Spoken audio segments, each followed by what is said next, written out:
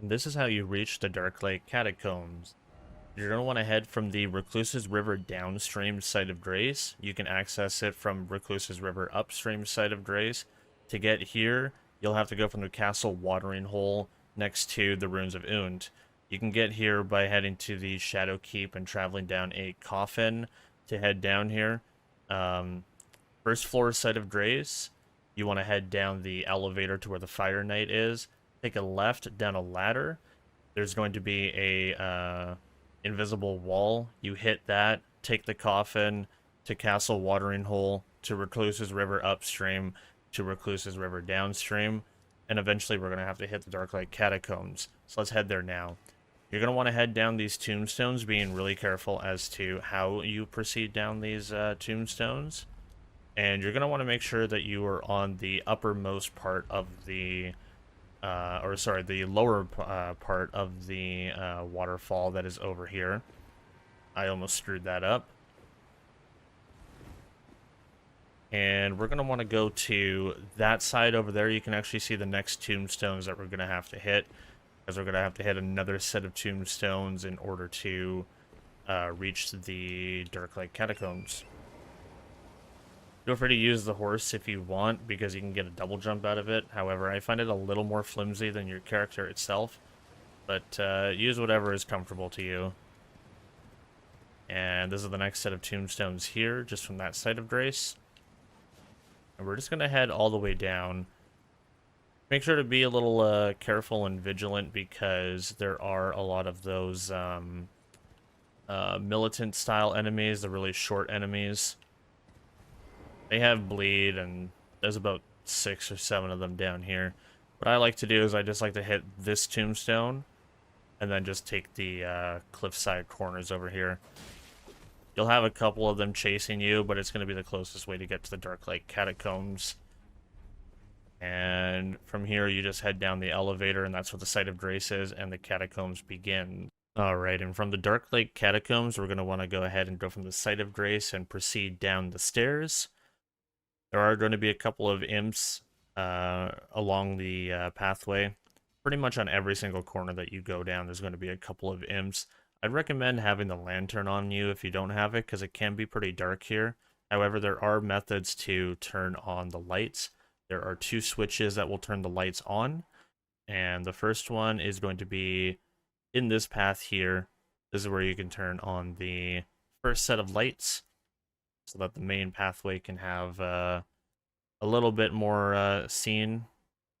As you can see, that's where it is now.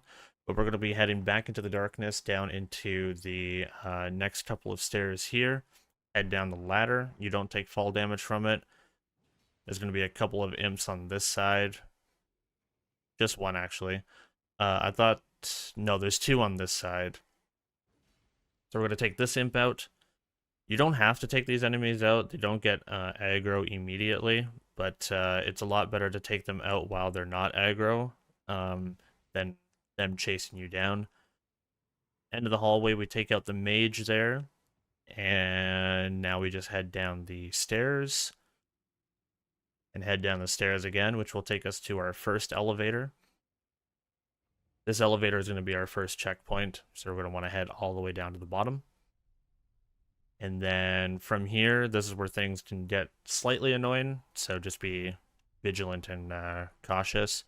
We're going to go ahead back into the darkness over here.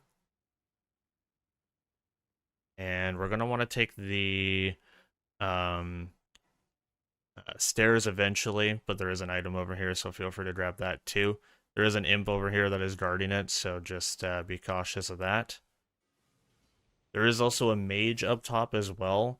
My recommendation is actually avoiding this area if you don't care about the Ghost Glovewort, because that mage's spell will follow you for a very long period of time, as you'll be able to see in just a second here. It will go all the way until you pretty much leave the main area. Yeah, he's still casting from that side of the wall there. It's a pretty crazy spell, not my favorite, but backside here, there isn't really anything to worry about. It doesn't progress anywhere. Neither does that ladder. So we're just going to head down the stairs and continue on through the Darklight catacombs. Hitting this enemy. The big mouth imp are the imps that have the fireballs, by the way. The big fireballs that are super annoying and can be cast from a million miles away. The FP cost is pretty low, and the HP of the imp is pretty low as well, but it is a nice range option in case you want to have that, or also a fire option if you're dealing with like the Shadow Sunflower, for example. A couple of imps here. We'll just take those things out. You'll see one of the big mouth imp enemies coming up right away. It is the large version. We're going to have the small version with the summon. So just keep that in mind. But even the small version has a lot of damage too. Imp over here and another mage on that upper part of the bridge there. Just take the imp out so it doesn't follow us, because those imps do follow you for a very long period of time. Down the stairs, and we're going to go ahead and just hit this elevator. This should be our last elevator before we reach the item. And once again, things get rather annoying down at the bottom of this elevator, as most catacombs like to do. Head down the stairs into the next area, and there's our big mouth imp. Now this is where things can get a little sketchy. Be cautious of those fireballs. Roll whenever you see the mouth glowing, because that's when the fireball is going to launch. But also don't stick around for too long either, because it does have a second attack.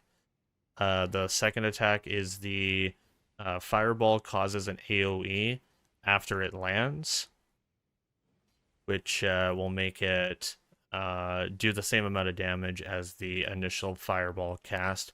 It's very annoying, and it can also go through walls as well. There you can see the fireball there. It can also go through walls, as I'm about to show as well when we get down to the end here. The reason why we want to take this path is because the lever not only turns on the lights, but it also lowers the platform for the big mouth imp, which is what we want to do. We want to make sure that we can take this big mouth imp out, because those will home in on us and it'll follow us for a very long period of time. We're going to go ahead and challenge the big mouth imp. His HP isn't very hard to surpass, just a couple of hits usually. Also drops a Great Ghost Glovewort, and just behind that, we can also progress to the boss from here, but there is also the big mouth imp inside the chest here. From the big mouth imp ashes, what you want to do is you want to climb the ladder here. This ladder is going to take us pretty much right to the front door of the boss. We're going to head down this hallway here, and this hallway is going to take us down to another imp that drops down from the ceiling. We take that thing out, or just knock it off the edge and run past it. Either or, whatever is up to you. We'll just take it out so it doesn't follow us down the next elevator here. Heading down this elevator is going to take us down to the boss. And the boss is actually a very difficult one. Yori Inquisitor Elder, I believe its name is.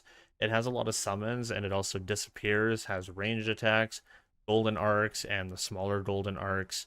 It's not a fun fight, but you got to get in the face of Yori to be able to take it out with ease. Defeating this boss is not only going to unlock the Abyss for you, but it's also going to give you the Barbed Staff as well, as I'll show in a clip here. And the Barbed Staff Spear is a brand new spear that is upgraded with Somber Smithing Stones. It has a E Strength, E Dexterity, C Faith with a 14 Strength, 18 Dexterity, and 22 Faith score. It is about 7 pounds to carry, and it is counted as a great spear. It has the ability called Yori's Inquisition. You use one of the attacks that Yori uses against you. It summons miniature golden spears to hit your enemies. However, it is a chargeable skill, where if you hold down the button, you just send a barrage of these golden arcs towards your enemy. It is dealing holy damage, and it is having a potential bug attached to it as well. It looks like it inflicts blood loss buildup, which is not supposed to be intended, but feel free to test that out and confirm if it is a bug for you as well. It is really good against things like Deathrite birds and Ghost Flame dragons because they're large enemies, and the more projectiles that you can hit with the holy damage, we'll be able to exploit that damage a little bit more.